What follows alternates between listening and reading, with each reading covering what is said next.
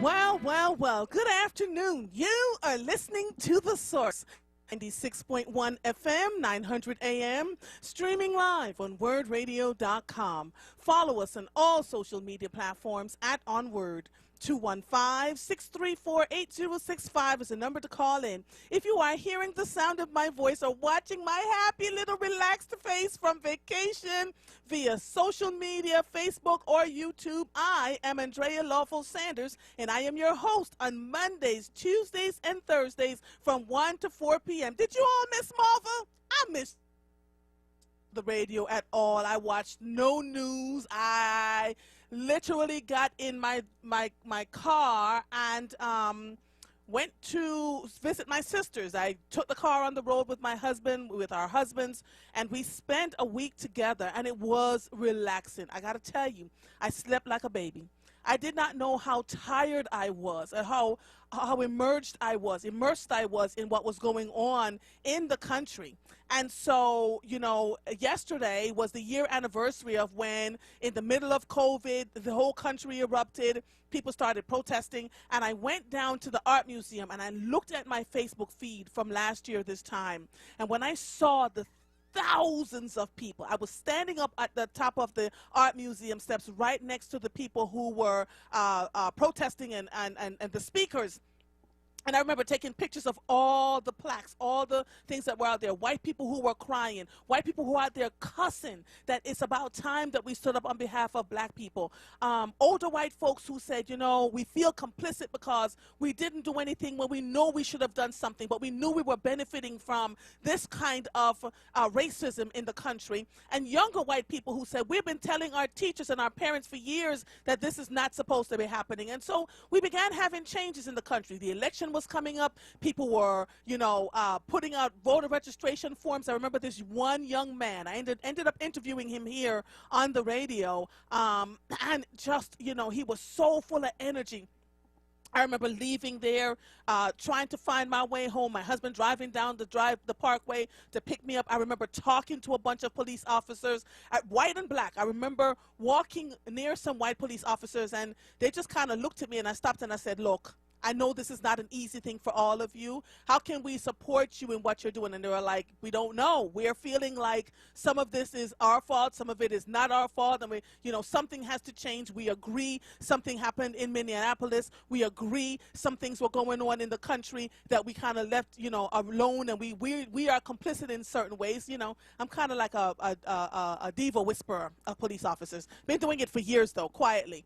And then I stopped and talked to some black police officers who were like, heavens to Betsy. They're catching it from every angle. So I'm here, y'all. We are here today. You can call in 215-634-8065. I missed you. And so this entire show, except for one 20-minute segment, belongs to the WURD listeners. Yes, you heard me right. I want you to call in and tell Mother, what were you up to in this last week? How much trouble did you cause, George? What did I miss? Let me also thank Michael Cord, the man with the plan. Michael Cord is exactly who I love having when I am not here. He is well thought out, well read, well researched, is unapologetic about the people. And we laugh and talk to each other and say we're like the male and female versions of one another. He's been out front with it. I have been quietly doing it for decades. That's just now that I'm in front of the radio, in front of the air, that you all get to see it. But if you ever see me behind the scenes, you would clutch your pearls, honey. So anyway, I'm here. We're going to talk to you guys as we move along. My apologies for the technical difficulties we had coming on. So Michael did the best that he could to get us on at the time that we got on, and he worked out perfectly. Michael, I missed you. Did you miss Mother, Michael? Open up your microphone and tell Mother how did you manage without me, Michael? Michael, open your microphone. I barely made it through. I missed you. I thought about you guys all the time. Did the usual callers call in, Michael? You know it. We had all the callers. I miss them. I so miss them. So I am relaxed, rejuvenated, renewed. If you want to call in to talk to me, it's 215-634-8065. Let me know what has been happening in the city. Let me know what you all have been up to. Let me know what policies have shifted and changed, because mother literally listened to no news. Nothing. Nada. I ate Jamaican food until I couldn't eat Jamaican food anymore. We spoke patois. We washed my husband in patois. So much so we were explaining to him what some of the words meant. And there is nothing like family. I got to tell you, I could have gotten on a plane and go visit an island, but there was nothing like wrapping myself around my sisters. Nothing like sitting at the dinner table and talking about what we've not spoken about in a year or two, talking to our mates. You know, it was amazing. It was an amazing time. I've been back since Friday, getting myself together, because I have an engagement list that is a mile long. So between now and September, I'm going to be hopping like a bunny, but that's okay. Juneteenth is around the corner, and I wanted to also tell you all that on Friday, Ishadamo, you all, if you have never met me before in person, I am going to be out there at Monument Avenue, WURD, and I'll read it in a little bit about what we're getting ready to do. But I'll be out there with the other hosts so you can get to meet. Come join us. We're reopening the country, reopening the city, and so we're doing something at, I believe it's Fresh Grocer. I'm going to read it. I haven't looked at it yet. But come out if you want to meet Mother, you want to meet Solomon Jones, you want to meet, I don't know who else is out there. I don't know who is going to be out there. I just know I'll be there. So if you want to meet me in person, live, and in the flesh, honey, Mother is going to be out there. Joe, how are you, darling? Hey, good afternoon, Sister Andrea, and to your wonderful producer, Brother Mike. Sister Andrea, let me say first, welcome back, my dear. Welcome back. I'm glad you had a chance to, recharge the batteries and do your stuff and everything. You deserve that, Sister Andrea. And again, a hearty welcome back. And then secondly, inshallah, I'm going to definitely try to get out there this Friday and meet you. Of course, I met Solomon. I'm part of Man Up. I met Solomon many times, and Charles Ellis and people like that. So I'm definitely trying to get out there, because matter of fact, Andrea, a friend of mine, I got a good friend of mine live right out there. He's right there near Sharon Baptist Church, a good friend of mine, which is right down the street from there. And I got a friend who owns him and his wife own a business. Two of my high school friends and stuff, they own a husband and wife business out there. So I'm right there in the area. So I'm going to definitely try to sneak on by and get a chance to shake your hand and say hello to you this Friday, inshallah. Yes, you know? I am so looking forward to meeting you. Looking forward to meeting you.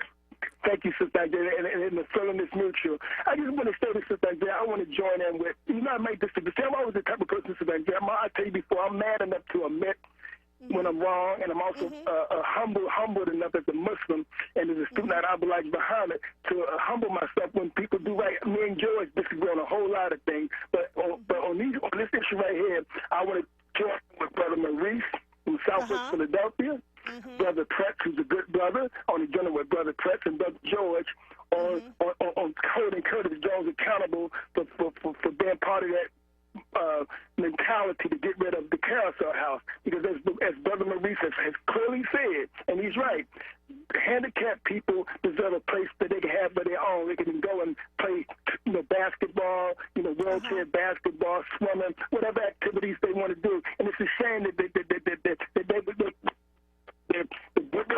house don't have nothing in its place. Just join. Where is the carousel house located, Brother Joe? It was a place that was built, I guess, 30 whatever years ago, and it was mainly a rec center for people that got handicaps, whether it was physical handicaps, I guess mental challenges as well. And it was tore down, or was being tore down at the behest of Curtis Jones and stuff, because they want to, from what I heard, to build some kind of indoor track team. And I'm saying to myself, you mean to tell me you couldn't have found other places to do that? And I'm a track and field person myself, but you mean to tell me couldn't have found another place for that? I mean, come on, man. And to me, it's just the insensitivity of it all, as if they don't have no kind of feelings and they don't count. You know what I mean? I don't understand it. And I heard him try to explain it on Solomon's show the other week, but it still didn't make no sense to me, Sister Andrea. Yeah. What was his explanation, Brother Joe? Well, he was saying about how it was old, they had to tear it down and everything like that. I mean, he came with some old convoluted stuff. It just didn't wash with me. That's all. Let me ask you this: was he asked if it was old and needed to be torn down? Was he asked if there was anything that was going to replace the old structure that was there, so that people who No, he didn't. He wasn't clear on that. He was very vague on that, Sister Andre. He was very vague on that. You know what I mean? And that's the part that left me disturbed. I mean, you're going to get rid of a place like that and at least say, well, you know what, we're getting rid of the Castle House for this thing. But I promise we're going to work hard to make sure that in the next few months we're going to start a groundbreaking place to replace Castle House so our handicapped citizens can have a place to go and enjoy themselves and have fun. I mean, if you would have said that, I would have no issue with them right now. Because you didn't do that. Let me say this in closing. See, I'm just going to be for full transparency. I'm not necessarily a big fan of this gentleman because he has shown, this is just me, this is not Brother Joe's, this is Brother Joe's view on him. I mean, you know, people have other views about him. But I lost respect from a couple of years ago when he stood up there and purposely said he was going to name that block after Wilson Good when he know that the residents out there was clearly against it. He even said at the meeting that he said, I could change it. He said, I know most people here is against it. He said, I'm not going to do it. I'm going to do it anyway. To me, that shows a gross disrespect to the community. The majority of people out there was against that street being named after Wilson Good for what happened on May 13th, 1985. You should have had enough decency to respect them and say, look, as much as I might like Wilson Good personally, because the residents out there don't want it, I'm not going to do it. But he chose not to do that, Sister Andrea. And that's just a fact, you know. So he is what he is. And then, of course, during the pandemic last year, again, I have nothing against I love my Asian brothers and sisters, I have Asian friends. To me, he showed more care for the Asian businesses being open than he did for black businesses. He was running around with the Asian business people being taking photo ops of myself. These black hairlines, hair salons, barbershops closed and not being allowed open. But you ran around here with members of the Asian community, Helen Gilman, David, that's what they there for. Not to say you can't be with other people, but show that same respect for your own community and stuff like that. Because we see clearly how our community is disrespected. Again, not close with this society here. We've been in this country for 400-something years without suffering the most indignities of any human being, and damn it, we can't even get a damn bill passed for anti-black cops killing our people. But the Asian community, Joe Biden, will rush over the pen. It's a federal anti-Asian hate bill. And again, there's nothing wrong with that. But we should have been got something like that. You know what I mean? So, I mean, you know, you just get tired of the total disrespect that our people continue to get because we got weak black elected officials that don't hold these people accountable, whether it's from the city, state, or federal level. And that's all I'm saying, Sister Andrea. Yeah, it's tough, Brother Joe. You know, it's part of the reason why I had to take a break from all of this, because when you start to fully pay attention, you know, folks fuss and fight. I was talking to Michael Cord. I called him, I think it was after he was on the air on Tuesday, and I thanked him. I thanked him for the role he played in covering for me. Yes, indeed. And he said to me, you know, Andrea, you and I have something in common. We listen to everybody that calls and we hang up on no one. Everybody gets a voice on our show. And he said, I can appreciate that about you because everybody needs a voice. And quite frankly, without these shows where people are able to call in and talk about what's going on with them, you're kind of relegated. We're not to dismiss anybody. It is painful, Brother Joe, when we are looking to have some of the same reparations, some of the same treatment. And this is not extra stuff. This is the basic.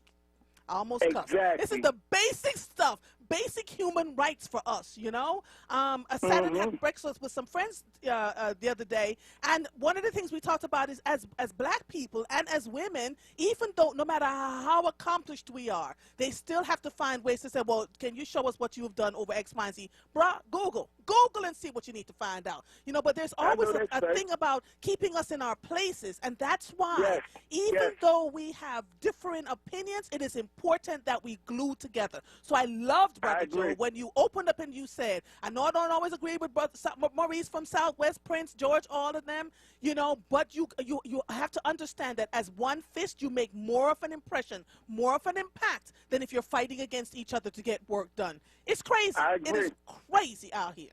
Okay. It is. In closing, Sister Angela, you know, what you said is so true. That's why when I look at WRD, like I told my friends, I said, I may not agree with everything coming across WRD, but WRD is relevant. But the WRD is what Sister Sarah said on Solomon's show this morning, Sister Sarah Lomax. WRD is one of the few, if all black radio stations still exist in this country. So it's relevant. And, you know, we can, let's be honest, what we say on this radio on some of those racist white states, they cut you off right at the the past. You know what I mean? They don't want to hear nothing about police brutality, white racism. So we do that, and that's why I support the station. I told Sister Brianna and stuff at the station who has the membership. I said, Sister Brianna would come down the next week or so and renew my membership. We get the early bird special. Yeah, so we're doing that. We're doing that at Monument Avenue. So you can come out and renew your early bird special. And Brianna is my content producer. So if you ever want to get in touch with me, Brianna is who you reach. She's amazing. She is professional. She is the bomb diggity. I'm telling you, Michael and Brianna together, child, please. Marva can't keep it together. Yeah, I met in person back here about a couple months when I stepped down to pick up. She's definitely a bomb diggity. Beautiful young lady, no question about it. Thank you, my brother, for calling. It was take up too much of your time. I need to let me on. Oh, that's okay. Listen, this whole 3 hours belong to all of you except for 20 minutes. That's it. So you all can call me and talk. I miss you all. I was saying to my husband, I said, Lord Jesus, I miss the people. We laughed. But you have a good one, okay, my brother? You too, Sister. You take care. Keep me keep yourself hydrated. Keep yourself hydrated and safe out there, okay? Yes, sir. I will. I absolutely will. Thank you so much for calling in. You're welcome. I'm going to take a break. Bye-bye, honey. Bye-bye. See you on Friday. I am going to take a break because I know I have these other callers on. I see you. Michael is sending them to me, and he said, Andrea, they missed you. So I'm just going to take your calls. Let me just share this with you. We're doing our early bird special soon. And quite frankly, please support Black Talk Media, period. Support WURD Radio. Come and do your early bird special because you're right. You're never, ever going to get the content that you're getting here anywhere else. We're able to do it freely, which is why we are responsible. We are to be responsible for what we put on the air and give to you every single day. You are listening to The Source, 96.1 FM, 900 AM, streaming live on WURDradio.com. Follow us on all social media platforms at onWURD. 215-634-8065 is the number to call in. I am Andrea Lawful Sanders. We will be right back after these messages. At Equitable Advisors, we know the path to a fulfilling future begins with getting to know who you are and what matters to you most. We work with people as individuals, not dollars and stats. That's how we deliver on our mission. Talk to us today. Ryan Smith and Jacob McCoyle at 800-879-9016. Together, you can plan for a future that reflects all of who you are. Equitable Advisors, LLC, New York, New York, 212-314-4600, member FINRA SIPC. One thing we all have in common is aging. So age boldly by staying healthy, active, and independent. With Philadelphia Corporation for Aging, you can. PCA supports older Philadelphians with care in the home, nutritious meals, protective and legal services, and more. Through the pandemic, we safely helped older adults by delivering more than 2 million meals and easing social isolation. Get the help you need to age boldly and actively with PCA. Learn more at 215-765-9040. You're listening to The Source with Andrea Lawful Sanders on WURD Radio. Streaming live on WURDradio.com and the WURD Radio app. Welcome back to The Source. Prince, my brother, how you doing? Please tell me you didn't burn the city down while I was gone, sir. Yes, hello. I'm here. Can you hear me? I can hear you. What's up, man? Glad to have you back in this great, nice, hot weather. Prince, it's hot. Hotter than fish grease out here. Okay, now I need you to get your pen and paper together. You ready? Oh, Jesus, Prince. Couldn't you just say, welcome back, Mom? I'm going to give you a whole day just to get it together in these streets? No. It's too important to have you back because all right, Prince, I'm ready. We've been slacking without you. I ain't going to mention no names. Okay, so I want you to write this first name down. I want you to write Ted Jordan down. Ted Jordan? Yes. Okay. Ted short for Theodore Jordan, Mr. Theodore Jordan, Deputy Director. And I want you to write this second name down, Howard Miller. Okay. District Manager. Okay. These two African Americans were the ones who were the overseers of the Carousel House being built and the Robin Hood Dale East. Yes. That's why the Carousel House sounded so familiar to me because I've seen it near the Robin Hood Dale. Yes. Right. And so what the gentleman, the city councilman, missed is the historical relevance of the place. And so it's funny how in black neighborhoods you have this all of a sudden we got this nuance, so we should tear everything down and not remember the past or the history, opposed to reinvesting in it. And so the Robin Hood Dell East was going to be, when they deemed that deplorable, was going to be tore down and called the Robin Hood Dell West. And then Fred Mann, Frederick R. Mann, and Caucasian guy, decided to invest money in building what you have now as the Mann Music Theater. I think his wife was a dancer or something like that. There are more African Americans in the city. When you mention those names, can give you the real historical preservation of these areas and stuff like that. And so, in 1980, Belmont and Parkside, the whole Parkside, had 80% African Americans in those brownstones along that Parkside strip. In 2021, it's 74% white people own those buildings over there now. Shut up. Right. And so when you got a politician in place, and so here's the trade-off. The trade-off is that, you know, this guy in the 4th District has a methadone clinic and 3 medical marijuana clinics. And so the question is, you know, if you're at the table with big pharma or big marijuana or big drug companies, then you have to barter a deal that makes it conducive for everybody in the community. You just can't ride on the backs of African Americans and then throw the baby out with the bathwater, so to speak. And this is when I give you those names, then you come up with the Carousel House. And so the Carousel House has been given internships to students at Cheney University who are recreation majors. That's where I got my internship. As a matter of fact, I coached the basketball team at the Carousel House, and I hate to say I always like to say what I was able to do at the time I was there. And the reason why the Carousel House was built was because we had grown men who looked functional, but they were functioning on a 5th or 6th grade reading level and a child's mentality. So when they would bump somebody on the play yard, they might get elbowed or beat up out there. And so the intention was to create an environment where they will not be harmed and not be hurt. Rubber floor, basketball rims that could be lowered and lifted. You know, when Mr. Teddy Pendergrass had gotten in a car accident on Lincoln Drive, he went to rehab at that center at the Carousel House, and then he donated the money to build the gym, to rebuild the gym there. And so it's just this kind of stuff that makes it relevant to us, but how can it be irrelevant to politicians who look like us?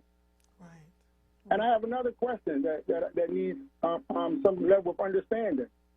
If you in city council all this time, and every year city council puts a budget together for all of the maintenance responsibility, for all of the recreation centers that have football fields, that have baseball fields, that have houses and sheds tied to it, out of 150 of them, you only have one recreation center for the disabled. And yet you got the nerve or the audacity or the host lets you get on the air and say that it is in a deplorable shape. First of all, it's the only disability recreation center you have. Secondly, the due diligence of the commissioner or the supervisor or the director of that center should have been sending you letters, or the ADA should have been reporting that this center needs these repairs. When you look at the violence in this city right here, you have between 8 to 13% of the black men who don't die through gun violence are paralyzed, and they didn't have insurance because they're in a poverty situation, so they don't go to University of Penn to rehab. They roll their wheelchairs in a public rec facility on that platform, which lowers them into the pool and helps the therapeutic part of their rehabilitation. And so for people to think it's convenient and comfortable for other people, and I'm not just saying white people, because I'm not saying that, because you have African Americans who have gained enough financial resources to do all the things that their counterpart does. They play golf. They shop at King of Prussia. They live outside the city. They live places where there are HOAs. You know, so I'm not going to blame a certain group of people, because that's not. I'm more to the quality of life. But what I don't like is that you're stripping away without the total involvement, without the charrette, without the participation, without coming to the table. And you think, the audacity to think that it's okay to do that. So that was my question for Brother Joe. Why didn't they just put the money into the repair instead of wanting to tear it down? So my next question then becomes, follow the money, right? Well, no. So here's the thing. During the pandemic, you're going to find that there were a lot of blank checks cut. You know, in Roxborough, the residents didn't want speed bumps on their street, and yet the vendor or the contractor, by way of the office of Curtis Jones in Roxborough, put speed bumps on the street that the residents didn't want them on there. And so here's what you have. We're big business is moving us around like pawns on a chessboard because the people who are the gatekeepers for us have sold us out. And so I don't know if it's too late now, but I think he should reconsider, or at least he should bring all the stakeholders to the table, you know, because I just hate when a Caucasian woman gets on there and starts to explain, you know, the nuances of this building, and nobody challenges her. Or I remember in my development, now my development is it's located at Belmont and I want to say Parkside, but in that area right there. It's a block away from Parkside, but it's on Belmont, where the Carousel House is. But when they were building my development, Schuylkill Falls on Ridge Avenue, Andrea, the architect woman was from King of Prussia, right? And she put the designs in play. And the designs had 87 thornberry trees. Now, you build in a residential community, and you have 3-inch thornberries that will grow out off the branches off of these trees inside of this neighborhood. Right. I'm faced with a dilemma here. Do I work residents of public housing at $15 an hour with us putting the trees in and putting the siding down and cutting the grass, or do I fight them at the table to get these trees never put in this community? Well, for the sake of working the 12 people that I was working, we all come from public housing, we went along with planting the trees. But then we made a strong enough argument to go back to the table to ask the developers if we can have the contract to prune the trees. So now you prune the trees up 7 feet or 6 feet, and then it doesn't create as much of a hazard as it would have them growing from the base up. I'm just saying the art of negotiations, without calling names, without being stupid and not understanding the totality of the situation, and without limiting us so we can't make any money to feed our families. This is ridiculous to have these people in this kind of position that do not have our best interests. And so obviously you were missed. So I'm going to jump off the line. Well, I want one last thing, because my soapbox. For us to have all these murders almost on a continual basis, almost every day, each day, people turn their news on, and it's a level of entertainment to find out in the first 8 minutes who have died in this city right here. It is a fundamental problem, and it's a police commissioner problem, because at some point in time, if this is your job to have a plan, and you knew the summer was coming, and you do not have a plan, this all goes on one shoulder, and this is the police commissioner. And so for these people, get past her being a female, get past her giving her enough time. You cannot ask a mom who just lost a kid in this city by way of gun violence after she had walked through their neighborhood to give her some more time. No, that's you cut your losses down like you did with the quarterback of the Philadelphia Eagles, and you move on and you move on. But you do not allow this commissioner to stay in that position until we get to 300 deaths or until we get to 400 deaths. Because let me ask you this. I appreciate you and I listen to you all the time. You and I fundamentally disagree here. Let me tell you why. The killings were happening at an alarming rate when Ross was and he had been in before he became commissioner of police. Ramsey, all of it, you could see it growing. Why are we putting so much pressure on this woman who has been here for a little bit over a year? Why didn't we put the pressure on the man who was there for before he became commissioner and while he was commissioner? I'm just asking that fundamental question. That's a good question right there. But Andrea, when I hire you for a job and I pay you the salary that you have asked me to pay you, I'm going to expect some things that different to happen. You can't give me what your predecessor did. I'm not looking for that. Obama couldn't say what George Bush did. Obama had to carry his own weight and his own water. And all we asking you guys to do is give us the understanding that each. My grandma used to say, when you go to those houses and you see those tubs, she said each tub stands on its own leg. That's the ones that had the claws on it. So if one was missing, then that tub would fall. So you can't say give her the benefit of the doubt to nobody who knows a person who has lost somebody to gun violence. Meaning that if this is a continuum every week, if it's happening in West Philly or Lancaster Avenue, or it's now happening in Germantown, a 22-year-old kid at the Stingers bar at Belfield, Borden Belfield, was shot in his head 13 times inside his car, waiting to order some strips, where everybody orders strips at Sig Booker. Yes. When did this happen? Right. So you wasn't here. It happened 2 days ago. It happened over the weekend, like Friday. And so I'm not saying that she has to stop all of the crime. I'm saying that she had to have had a plan. And so for you to articulate that you are trying your best and you don't have a plan, or the community got to get involved, you don't have a plan. No, you can't push this off on anybody else. This is her basket to carry. And so if somebody has to make a decision, because guess what? Here's our fundamental problem. When it start happening to somebody who has the ability to make a decision, then they're going to make a decision and get rid of it. And it should never be that way. That's the problem I have. You wait till it affects somebody who got power, whether they're black or white, and then now all of a sudden you're going to do something about the problem. I'm just saying that, tomorrow I'll talk to you about something else, but thank you for giving me this time. I know other people on the line. Have a tremendous day, and I'll talk to you later. I will. I'll talk to you later. Bye-bye. I'm going to take a quick break before I take my next caller, because I don't want to cut them off. But I got to tell you, this is what I love about having conversations with the WURD listeners. I still disagree about Commissioner Outlaw. And let me tell you why.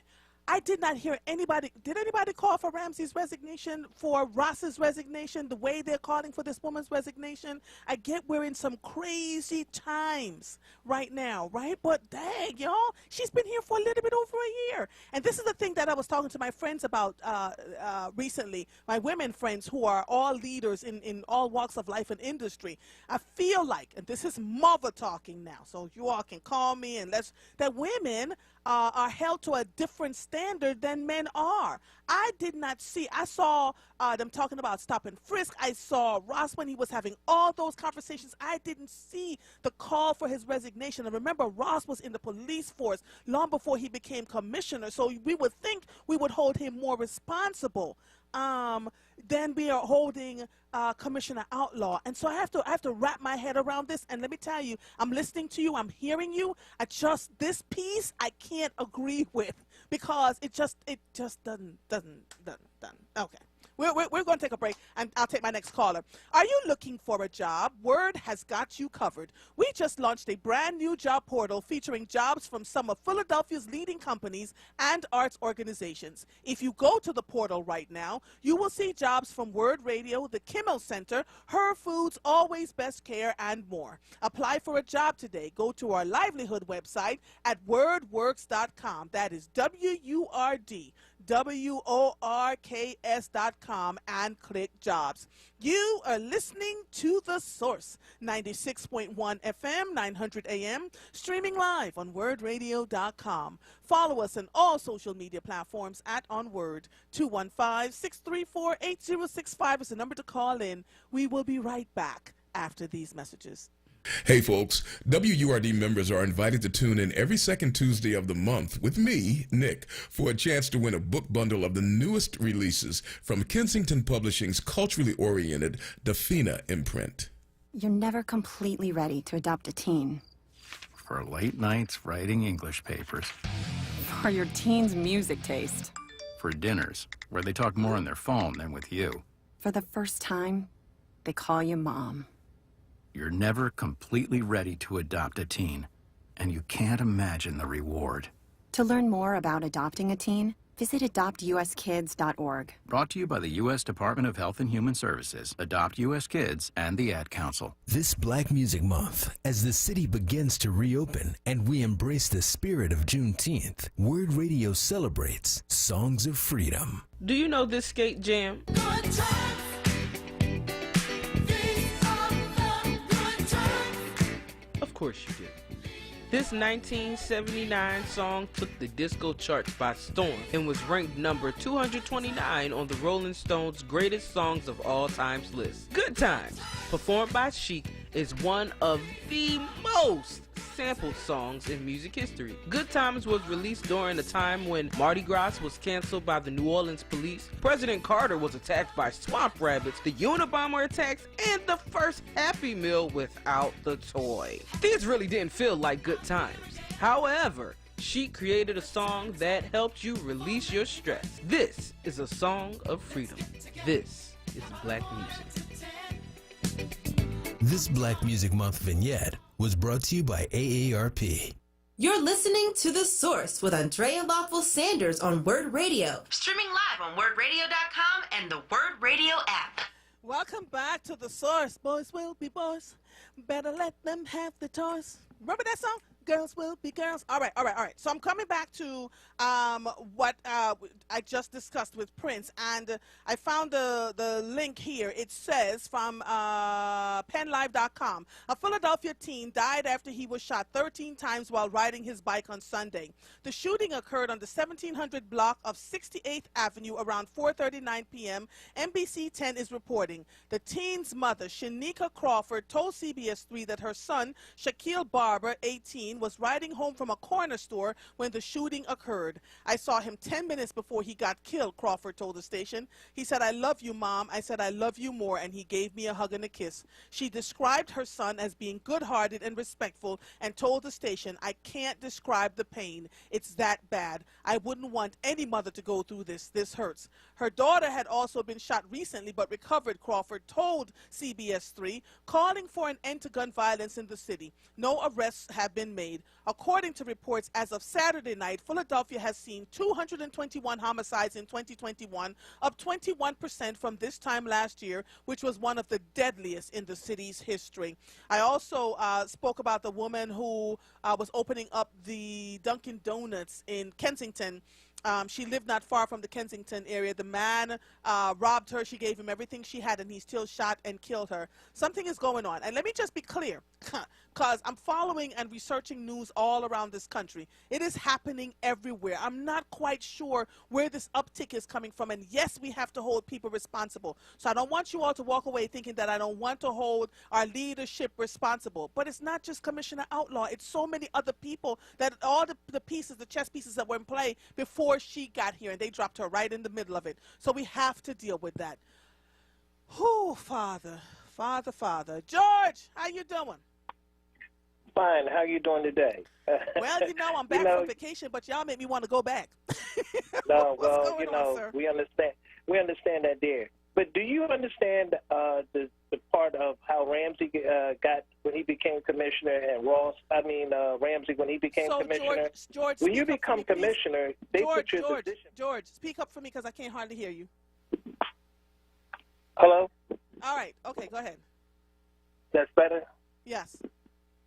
I say when, you got to know the history part of when Ramsey came here, when Ross came. They came for two separate reasons.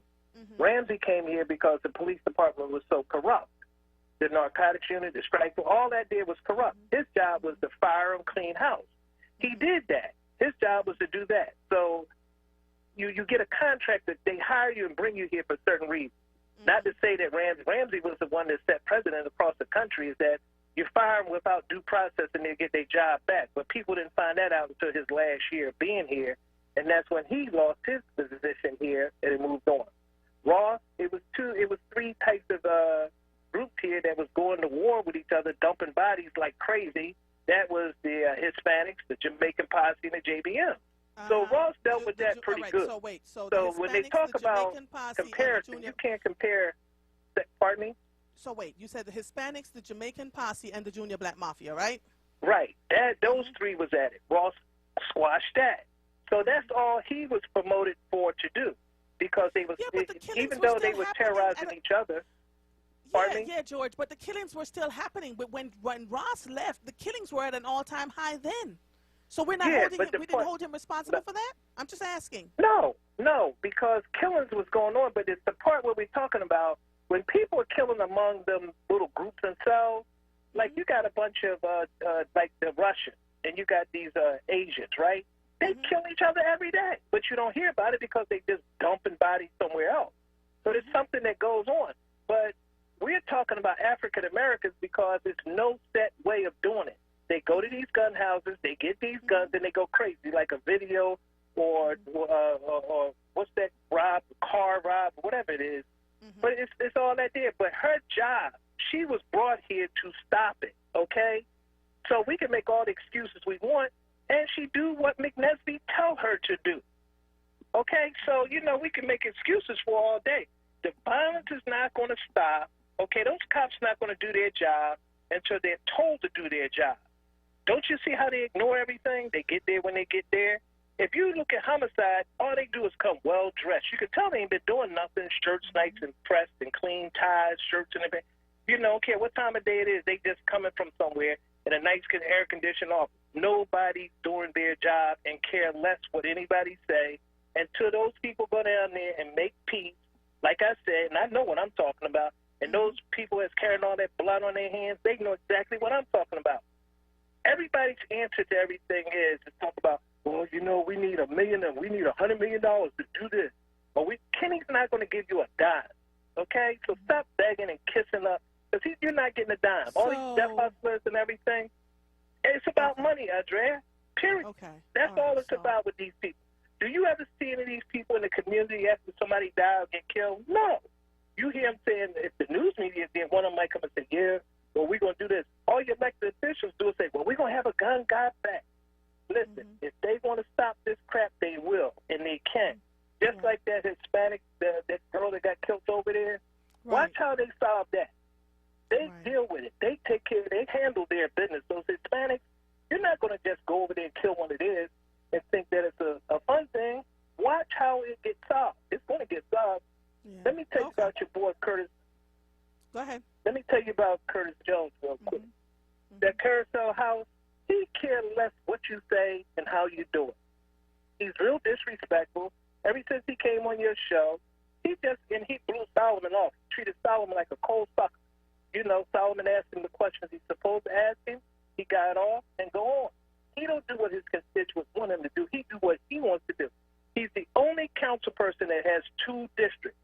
Name me another council person out of 17 that has 2 districts. He got 2. And he don't care about what you say, how you think, and how you feel. Curtis do what Curtis want to do. Ask his constituents. Like the mayor said. So here's my question, George. If the constituents, because I'm again, I give you all the room to have the conversation. What are the solutions? If the constituents are unhappy with Curtis Jones, why is Curtis Jones still sitting there? Because Curtis Jones tells them all the right things, and he gets the right people who do the most of the voting on election. As Bob Marley would say, you can fool some people sometime, but you can't fool all the people all the time. So what is the impetus behind? He's the best con artist there is. He know how to play the Ponzi scheme. I mean, Curtis is good. He don't like people with disabilities. He don't like old people. I mean, but he pretends when it's time to run. Yeah, but he's going to get old eventually. He's going to get old eventually. None of us stay young forever. He don't think so.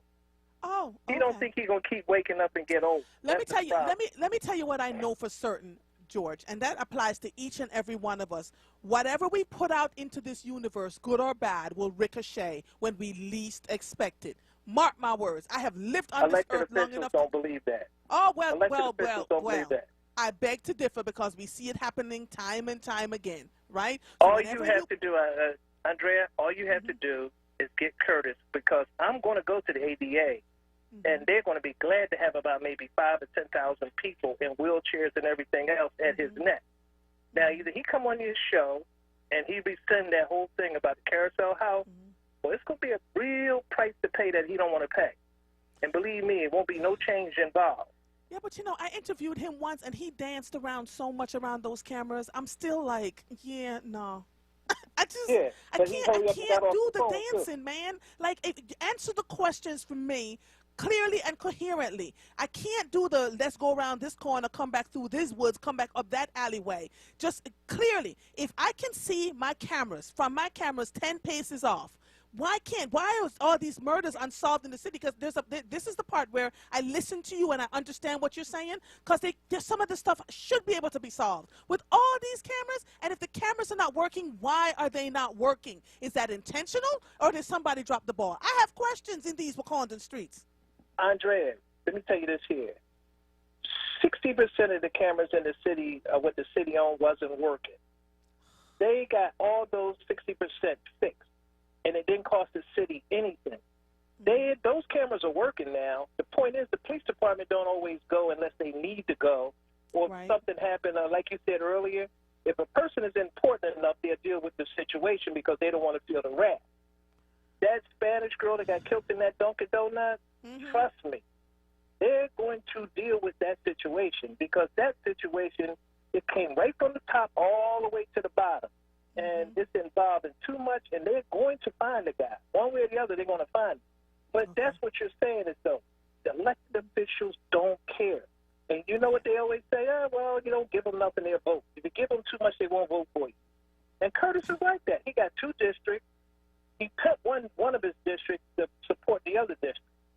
So, you know, he do what he wants. He don't care what his constituents say. Look at him. He got 3 major drug operations, the marijuana thing in his district. The people didn't want it. He don't care. He put it through his own. Curtis don't care. And he acts like the nice little boy. He come with his suit and his tie 3 sizes bigger, you know, and tell you he's losing all this weight. And they go for it. Oh, that's our guy. Ask the people in Winfield what he's done for them. Yeah, Ask the people in Winfield what he's done for them. George, you know what they're going to tell you? Nothing. George, it is clear that you sit in some rooms where you understand where a lot of this is going. I'm clear on that. What I am asking is, what are the solutions? Where do we solve some of this? Because we can talk about these folks all day, every day, but how do we solve this? What does that look like? Tell you know what I'm saying? One thing Curtis knows is that it ain't no laughing, hee-haw, and kissing up. He know this is real. What certain people are saying, he know he's going to lose that seat. And the people who are going to help him lose that seat is the people who control all the money and all the funding. Okay, so he's gone, one way or the other. If he don't straighten that carousel house out, you can prepare. I don't care who gets the seat, but he'll be out of it. Okay, guaranteed. Got you. See, the point is that these hosts keep kissing up to people. Yeah. They just bad as somebody call it, praising them. They so happy that they come on their show. You don't have to beg nobody to come on your show. You got a microphone. Oh, that's right. They're threatening. You know what? We'll have council we'll take the contract. Well, you know, oh yeah, they threaten. They'll say something like that. All right. So George, let me ask you this: are you a WURD member? Do you have a WURD membership? Oh yes. Okay. Yes. Are you going to renew your WURD membership, George? Because we're going to be down at the Monument. I'm going to buy a few more memberships. Okay. I remember Prince talking about the fact that they bought quite a few. Yes, I'm a full member. I believe in supporting the station. Because advertising, everybody listen, all these other people listen to you, Andrea, and then at 5 o'clock they try to be the one with the news first. I mean, that's the way it goes. They don't listen to nobody else. They used to listen to all of them. Now the interns only have to listen to your show, find out what's going on. That means they ain't got to sit around and read newspapers and listen to the gossip on the internet and all that. Just get it raw, straight from you. And if some people will tell you, if you listen to the other stations, when you come on, they switch the whole subject. The person after you, they'll come and switch the whole subject, and everything you're talking about, people of other persuasions talk about it. Everything you're talking about, they'll talk about it. Nobody want to hear about some potatoes growing in the bathtub, or keep talking that racial stuff. Black people don't have this, and you better give them that. Nobody want to hear that garbage. They want to hear about everyday life or what's happening. I hear you. So listen, I got other people waiting. Somebody just hung up. Lord Jesus, I got to go, my brother. Thank you for calling. What a welcome back from vacation between you and Prince. Jesus, help me, Father. All right. Talk to you soon, honey. You are listening to The Source, 96.1 FM, 900 AM. You know what? Before I go to break, let me read this to you. Kenny Cooper wrote this. Looks like a brother. on June 7th, which is today. He said, you have to ask yourself, when does the mayor resign? Philly critiques a struggling Kenny administration. This is written by WHYY. At least it's on WHYY. I'm not sure if he's there. A gun violence epidemic that shows no sign of easing. Questionable decision-making that set the city's vaccination rollout off course just as it was beginning. Aggressive police tactics against peaceful protesters rallying against police brutality after the murder of George Floyd. And yet another insult, the mishandling of recently rediscovered remains on top of decades of pain stemming from the city-sanctioned 1985 MOVE bombing. Health Commissioner Dr. Thomas Farley, who had a key role in two of these recent scandals, stepped down last month. But many Philadelphians place blame squarely on the man who hired Farley and runs the show at City Hall. They have lost trust in Mayor Jim Kenney, they say. Of course, Dr. Farley should have resigned. There's no question about that. But is he the only person that should resign? And I think that's a deeper question, says Reverend Mark Kelly Tyler of Mother Bethel of AME Church. The interviews with WHYY News, community leaders and regular citizens alike said their trust in Kenny's leadership has eroded long before the news of Farley's connection to the MOVE remains broke. Among the issues some cited were the tear gassing of an area considered to be Black West Philadelphia's Main Street, raging gun violence that has many families prematurely burying loved ones, and a governmental response to the pandemic that left people of color disproportionately killed by COVID-19 and vaccinated at a lower rate. Tyler's relationship with the mayor did not completely falter after disagreements over Kenny's handling of the city's controversial stop-and-frisk policy last June. Police tear gassing of protesters did that.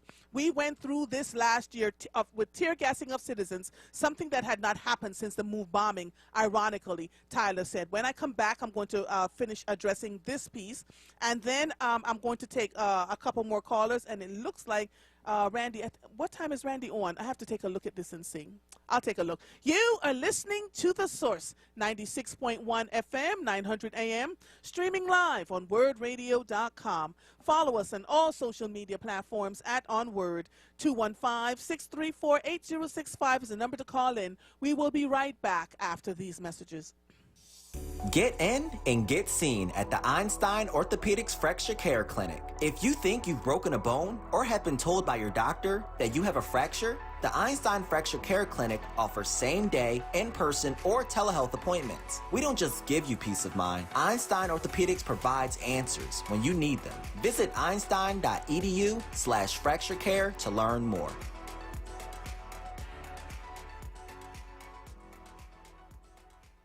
One thing we all have in common is aging. So age boldly by staying healthy, active, and independent. With Philadelphia Corporation for Aging, you can. PCA supports older Philadelphians with care in the home, nutritious meals, protective and legal services, and more. Through the pandemic, we safely helped older adults by delivering more than 2 million meals and easing social isolation. Get the help you need to age boldly and actively with PCA. Learn more at 215-765-9040.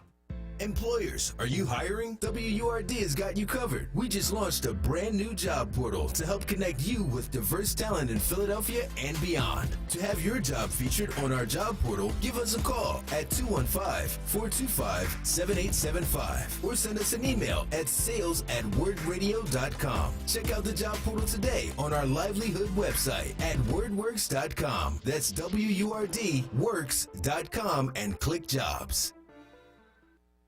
This is WURD Radio, 96.1 FM and 900 AM WURD Philadelphia. Black Talk Media. You're listening to The Source with Andrea Lawful Sanders on WURD Radio. Streaming live on WURDradio.com and the WURD Radio app. Welcome back to The Source. Listen, I'm looking at Harold Sprittle, Lucy Lou, Mimi Gee, Joseph Simmons. Y'all call the radio station. If you want to talk, call Marva. The same way George and Maurice and the rest of them call. Pick up the phone and call if you have something that you want to say. It is very, very important to me. I tell you all, I don't always agree with what they say, but it is very important to me that each and every one of you that take the time to call is given the respect they deserve. I am never, ever going to hang up on people and treat them like dirt. It's just not. It's just not in my makeup. So I have Randy Hayes Martin on. She's willing to wait for a little bit so I can take Lola from Jenkintown and Maurice from South. And Lord Jesus, here we go. All right. So I'm going to take Maurice and Lola. Tell Gary from Southwest to call me back after I get off with Randy, because then the rest of the show belongs to the WURD listeners. Okay, Maurice, how you doing, honey? How was your vacation? It was good, but the folks are complaining about you, George, and Prince. They're not complaining about us. They're listening to the statements we're making that are true. Ain't nobody complaining because there's nothing to complain about. We're not the ones talking about closing down the Carousel House. Right. We're not the ones letting crime go rampant in the city. We're not the ones keeping our mouths shut and letting the day go on and on and on. Right. Now, I want to ask you a question. Now, I hear what you say about the police commissioner. I think she's a beautiful woman. I think she's intelligent. I think I'm glad that she got the job. But all this deals with results. Now, I heard what you said about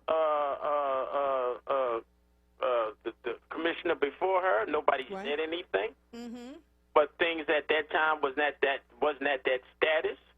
But he did do some things that we did like before they fired him unjustly, when he saved that black man from being executed down there in Nicetown, because that's what the cops had wanted to do.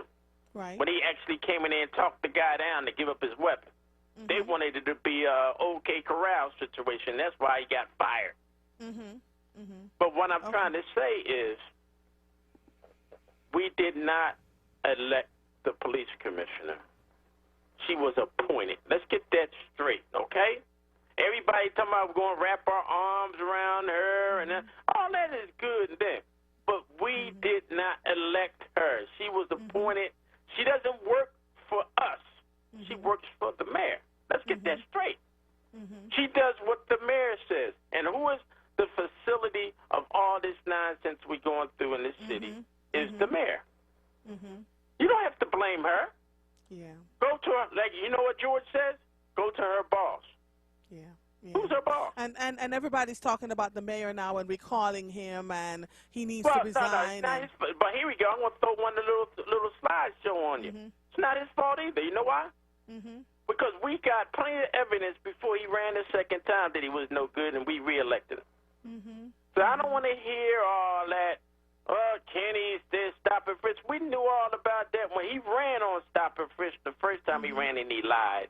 So why is he in there a second time? I was one of the first people saying, look, we got to find somebody to run against him. And they put up the regular jokers, Anthony Williams, and somebody on city council that has right. But the Black Women's Leadership Council was talking about the fact that Mayor Kenny should not. But nobody, who did you put up in front to run against him? We talk and talk, and then we have no solutions. But here's the thing. Here's the solution. The Black Women's Council came on and kept talking about we need somebody. I said, well, please pick a black female to run for mayor. All they do is talk. Right. They didn't pick anybody. So, you know, Maurice, so what are the, again, I'm going to ask this question. What are the solutions, my brother? We need somebody outside the circle. We cannot get anybody from city council. I agree with you. Because they're part of the machine. We need somebody outside of the circle. We can't go with the Anthony Williams train that just want to show, but don't tell. We don't need that. Yeah, but you do know, you are aware, are you aware that, what's his name is getting, well, not what's his name, Jeffrey Brown is probably going to run for mayor? Jeffrey Brown. Off ShopRite. Well, all I need is another can of tomatoes on my table. You know what? Goodbye. I am hanging up. No, don't do that because that is ridiculous. Anybody that even considers that is a fool. Because they think Mr. Brown is all this great guy, but he doesn't realize that every time he hires somebody from Man Up, he gets a subsidy from the government. He's not doing that out of kindness of a heart. He gets paid to do that. So let's get that straight. He's making money off the black community because he's providing supermarkets and food deserts, which is a good thing. But let's not think that the man is not trying to make a profit, all right? Okay. It's not. Okay. It's no good deed that's done by that. All right. Now let's get back. Now let me get to the carousel house real quick. Wait a minute. You still got more to say after all of that? All right. I got a guest waiting for me though. Well, So I understand it, but you let everybody else talk, man. You want to cut me short. Here you go. This is why I'm going to cut everybody off in 2 minutes. I want to hear your guests too, but I want your guests to figure this one out. Okay. It is not just Curtis Jones. That's the complete city council, the mayor. They all decided Carousel House had to go. It's not just Curtis Jones. They all got together in their little secret meetings, which they do since we can't have meetings down at City Hall right now, and make all these decisions and come to us and tell us what they already done decided. You got to go to the top. We need to put our forces, Curtis Jones and the mayor. The mayor can say, no, we're not going to do that, and it won't happen. So let's get this thing straight. Gotcha. All right? Got you. And stop falling in love because a woman is black. I don't care if a Martian came down to solve the problems here in the city. They can have the job. Goodbye, Maurice. Thank you for calling. Lola, how are you, darling? Good afternoon. Yes. Hi. How are you? The men are wearing me out, and it's 2 o'clock. I know. Well, how was your vacation? Did you got recharged and everything? Renewed and regenerated and energized, and I'm so glad to hear that. We need you here, and so I'm glad to hear that you got re-energized. And we got to take care of ourselves. Yes, ma'am. What's going on? Okay. So I wanted to just say, so a couple of things. So the Carousel House is a part of what's going on in the gentrification in Philadelphia. And basically what they're doing is closing that place. Who has heard of something being open for 30-something years, a house, and you can't repair it? They are proposing, it's not a track field, they're going to build a polo club there. So everybody look this up. They're building a polo club there. And this is a part of moving black people out of the areas that have been there forever since we've been in in Philadelphia. These condensely black neighborhoods are what's hot now. And they want to get black people out. And so by doing that, think about it. You get rid of the services that help service the black people and if they're brown people in that area and the poor people that are using those services. So that's why they're closing it down. I mean, I don't even think they have a polo club in Philadelphia that's black. But a lot of people now that are moving into Philadelphia are from New York, Washington. I know some people who are coming in from Massachusetts because it's cheaper than all of those other cities, even though Philadelphia to us is expensive because we were, raised here and stuff. It's not to outside people. So that's why they're doing that. This is a part of the gentrification of taking over Philadelphia and moving black people out. And this is why it's so important that black people vote. These councilmen and these council people that are on are not doing their jobs. And he was on, as one of your callers stated, I don't know who it was, Joe or Margaret, one of them. He was on it, and he did ask them the pertinent questions. He wouldn't answer them. He tap danced around them. And that's why, Lola, I don't invite them. Because I don't have the temperance to tap dance. I don't have it. I know, and let me tell you something, Mother. It was really disgusting to hear that they said they're gonna move the people to other places. There are really no other places to move the people, and so what they're doing is really deplorable because they sit there behind this mask and say what they're trying to do is help the city become better. That's not what they're doing. This is a part of taking over black neighborhoods, pure and simple, to move white people in and to move black people out. That's just so then let me ask you this, Lola. Why, as a collective, do we not hold on to our properties, no matter what they're offering us? Because we see what's coming down the pipe. This is the thing, Mother. This is what they do. They do these zoning things behind closed doors and the mask of night and the mask when people aren't there and they know a lot of people can't be. This thing just came up out of the blue of closing the carousel. So I don't know. I'm not going to blame everybody else, the residents around here. I don't know if they knew about this until it just hit them right in their face. At the last minute, at the last minute, right. And this is what they do to all these properties. They have these zoning meetings, and then most of all, if it's already decided and some of the council people who represent those areas sign off on it, there's little or nothing that you can say. The thing is, if we unite like white people do and go to these things in droves, once you even hear about it, this is the thing. Don't we see the power we had when we protest after George Floyd? Now that everybody knows what's going on, there need to be 400 or 500 people at Councilman, whoever it is, who's the Councilman Jones down there on his door, in front of him, in front of Carousel House, and protesting this and saying we won't take this and we won't go. And so before you get your guests on, I wanted to say this about the commissioner. Yes. Everything that a woman does is always scrutinized more. Yes. We as women are expected to run the house, go to work, do stuff in the bedroom, take care of the kitchen, take care of the kids, and still everything supposed to be on top. That is not the case. And this is what I'm saying. I believe that she needs to get more on the ball. I agree with that. But with all this scrutiny that they're giving her as a woman, no.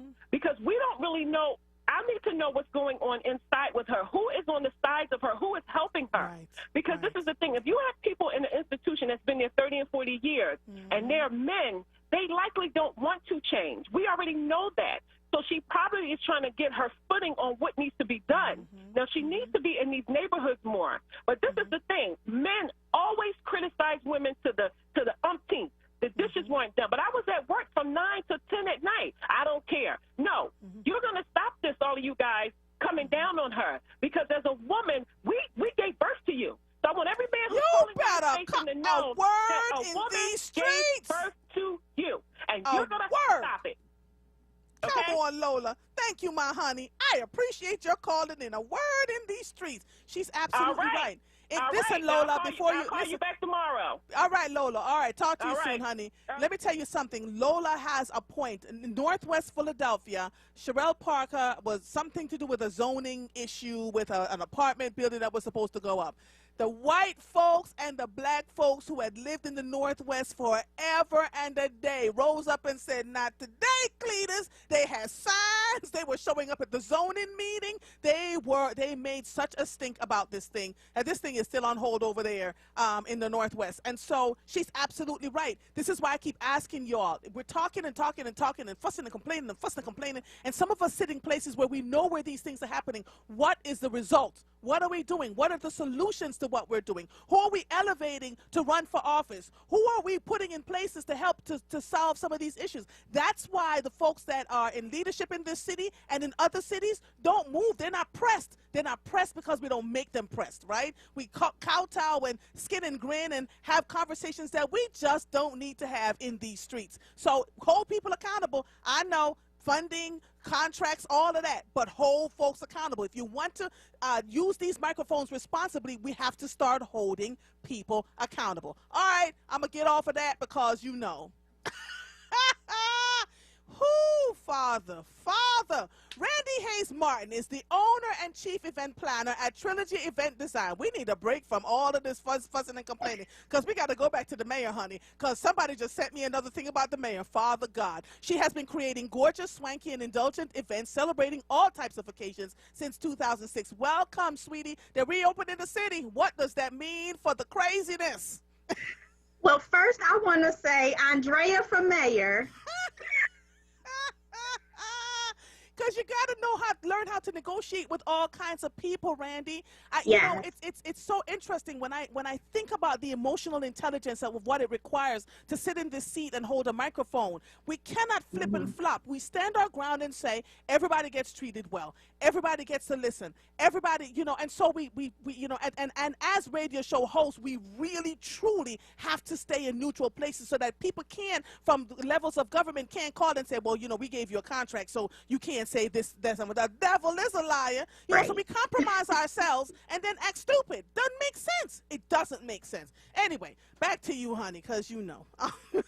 Oh, Lord. What's I know going you could go all day, but how do I always end up coming onto your show in the middle of these heated conversations, and I'm supposed to be talking about celebrations and parties and stuff? Because you are, listen, honey. honey. You are our reprieve, you know, and quite frankly, in our black communities, you know, we don't get celebrated by much. So proms and weddings and, you know, I've seen more limousines for proms than I've seen for weddings in these streets when it comes to black folks, because we don't get much of anything. So we celebrate in ways that we think would make a difference, right? Or funerals. Father God, I've never seen horror the funerals, yes. Y'all, please don't do that. Just take my ashes back to Jamaica and have a little celebration, shall you? Noted. Let me make a note of that. Write it down. Because I know Mister's going to call me to plan it, right? Yes, he is. Yes, he is. So, What's going on, honey? I do want to say that I am really, really happy that we are reopened and we can host events indoors and outdoors without having all of those restrictions. So we're back to normal capacities, but we still have to be responsible, right? But your previous guest comments actually inspired me to kind of pivot my conversation a little bit, because this is the summertime in Philly, and what do we do in Philly in the summer? Block parties, right? So this is a great opportunity for all of us to get back out into our communities, reconnect with our neighbors. Y'all get your permits so that blocking off the street is going to be legal.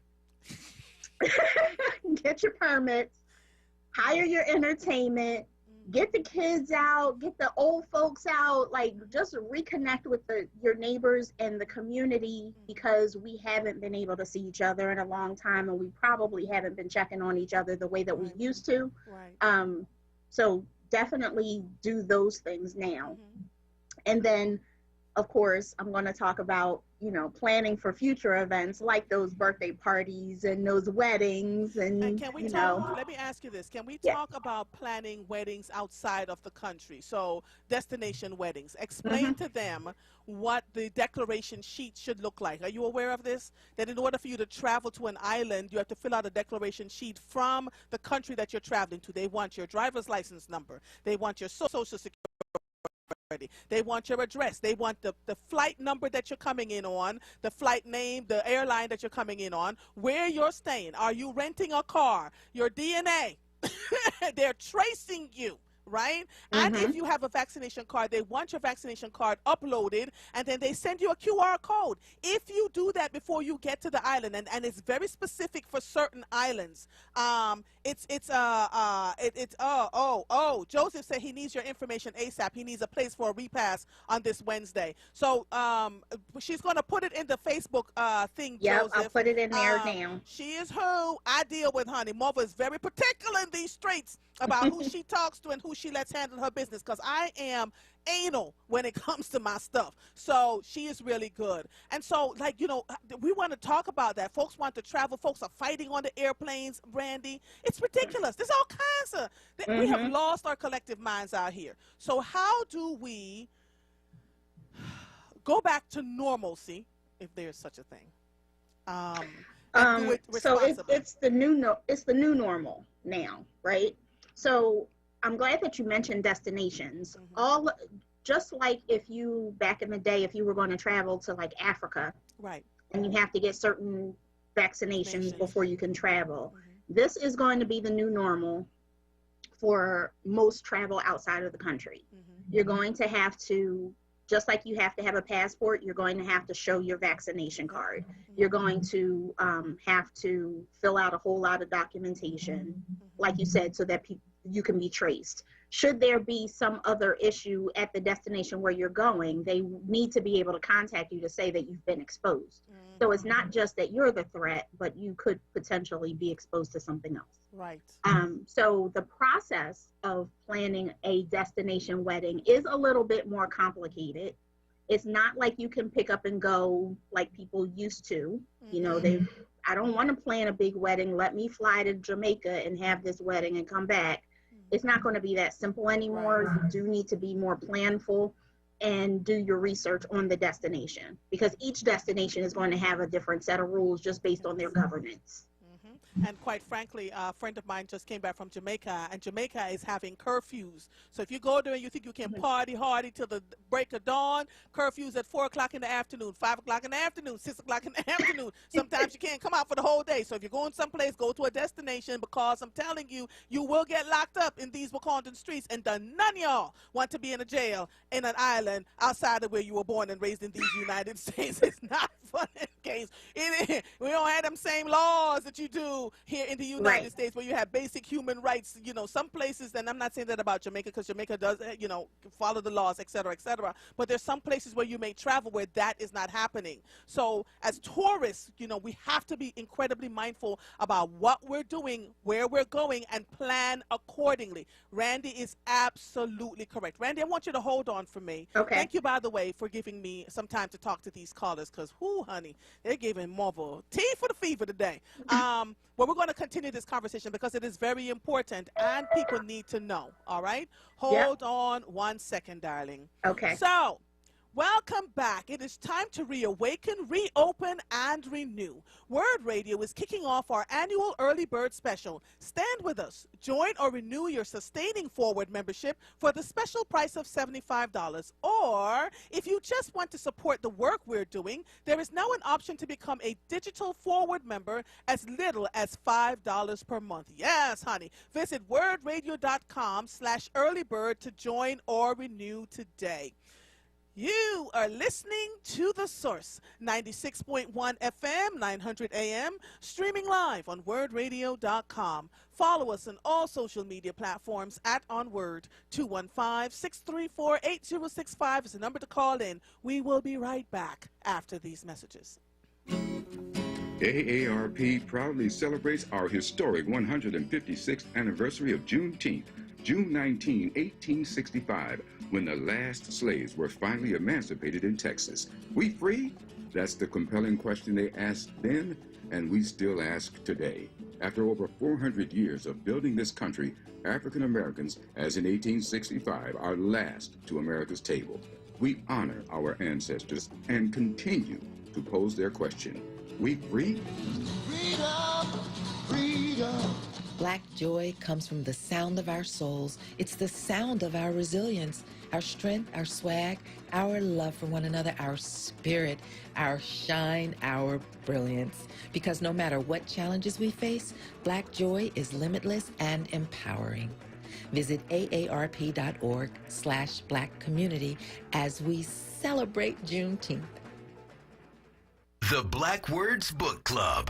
WURD Radio's conversation on books that explore the African American experience through social, economic, and environmental justice issues. Tune in the second Tuesday of every month on Evening Words with Nick Taliaferro, 4 p.m. till 7 p.m. The next book for June is Taught by Women, Poems as Resistance Language by Hakeem Adabudi. Be sure to listen live, as Nick Taliaferro will hold a contest for a giveaway book bundle that consists of 4 titles from Kensington's Defina's Authors of Color's newest release. Don't miss it, Tuesday, June 8th on Evening Words with Nick Taliaferro. Attention for WURD members. Get your copy and receive a 20% discount when you purchase at Harriet's Bookstore or Hakeem's Bookstore. For more information on the Black Words Book Club, visit wordradio.com. The Black Words Book Club is sponsored by Defina. Defina is an imprint of Kensington Publishing Corporation, America's independent publisher, concentrating on authors of color. You're listening to The Source with Andrea Lawful Sanders on WURD Radio. Streaming live on wordradio.com and the WURD Radio app. Welcome back to The Source. You know, it just occurred to me, I probably should have a screen up for YouTube for those people who are watching YouTube so I can respond to them too. I'm going to make sure that I do that so that I can talk to you over there on YouTube and on Facebook. My Facebook screen is frozen. So I'm not really sure if you can hear us, even while we're talking to you. Please let me know. I have on the line with me Randy Martin, who is the Swanky Honey owner of and chief event planner at Trilogy Event Design. Welcome back to The Source. Talk to the folks about what are the responsibilities that they have now with the reopening of the country, and how is that different from what they were doing before? So one of the main things is making sure that you're looking out for your guests So if you are the host of an event, you also have to look out for the health and safety of your guests. Check with the venues regarding mask requirements. Not all are going to be equal. Some are stricter than others. So absolutely make sure that you are checking in regarding mask requirements. A lot of people are providing masks for their guests should they not come prepared and they have to wear them. Also think about ways that you can serve food differently in different styles. So buffets should not be self-serve. You have the wait staff serve. Or instead of having stations where people can just pick food, you just have those individually portioned. So there's still things that we can be doing to look out for the safety of ourselves and each other and still have a great celebration. I also want to kind of emphasize that just because I know this audience and I'm noting some of the things that are being said in the Facebook chat, it's great to reach out to Black-owned businesses and support our community financially and economically, but to the Black-owned business, like the business owners, make sure that you are serving the community in the way that they expect it or even exceed their expectations. Customer service is key. Answer the phone, respond to email, give the information in a timely manner, because those are the things that the consumer is looking for that is making them pass on to the next person. So that's just my tip to my fellow business owners. Make sure that you are on point so that we can be supported. Right. Okay. All right. And in terms of planning for events, how much time should they give the event planners at this point, considering all that they need to go through now? I would still say that the person who is trying to host an event should still stay within like a year time frame. If it's a big event like a wedding or a big milestone birthday. If it's a graduation party or something like that, a few months is enough time. But trust your professionals to be able to do the things that they need to do, because if you micromanage that process and don't trust the professionals that you're hiring, it just makes it harder on them and on you. Yeah, agreed. My husband and I, we have these conversations all the time. If he wants something done, he's calling you. So the other day he said he wanted his body donated to science. Guess who he wants to handle it? Nah. I was cracking up. Call Randy, because my husband feels a way about customer. He can't stand raggedy customer service. And he knows if you're on the case, his body will be donated to science. I hollered. I was like, you're so serious about it. He's like, yeah, I want my body donated to science. We're going to have to call Randy and let her handle it. Because I can do everything, right? Thanks for the heads up. I can start researching. Please do. Because I was like, what now, sir? Hilarious. I love it. Hilarious. So lots is going on. What else do we need to know before I say goodbye to you? Because I've held on to you now for a while. That's okay. I'm going to just advise everybody that during that planning time, that if it's a year or if it's 6 months, first start out with setting a budget so that you have a kind of a framework of what you're working with. Now, it might be flexible. Your budget can be flexible, but you want to at least have a realistic starting point. And then book the venue. Once you book the venue and you have the budget set, everything else starts to fall into place, and you can hire your professionals according to what funds you have available and what your guest count is and what your vision for the entire event is going to be. So those three things: set your budget, then book the venue, and then hire your professionals, will help to bring your event together in a cohesive way without you losing your mind and